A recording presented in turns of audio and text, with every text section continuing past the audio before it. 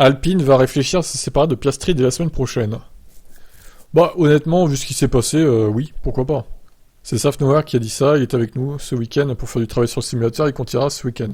Lundi, nous nous réunirons avec lui et déciderons comment nous allons aller de l'avant. On décidera ça lundi. Je ne veux pas y penser ici à Zandvoort, il a plus de considération à avoir. Safnauer a souligné qu'il respectait la décision du CRB et admet qu'il s'attendait à une décision plus difficile à prendre compte tenu des arguments avancés. Ce ne fut pas le cas. Eh bien, je ne connaissais pas tous les arguments de l'autre côté. Ensuite, je veux dire que ça a pris 4 jours. Comme tout le monde le sait, il y a de bons arguments des deux côtés. En sortant, je pensais que c'était environ 50-50, mais ça n'a pas été tranché en notre faveur.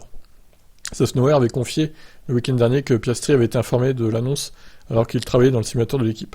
Mais ce moment a été décrit comme bizarre et franchement bouleversant pour Piastri lui-même, car cela l'a mis dans une situation délicate devant les autres membres de l'équipe. L'Australien a même dit à plusieurs reprises à son équipe qu'il avait signé ailleurs. Oh non mais c'est quoi ces agissements, franchement?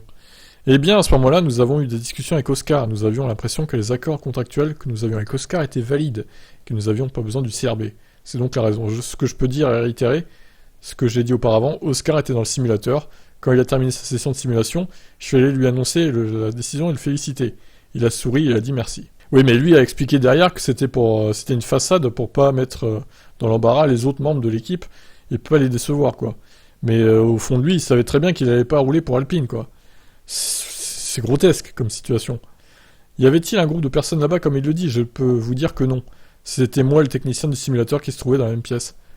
Donc, alors, Safnauer l'accuse de mentir, donc. Ok, super.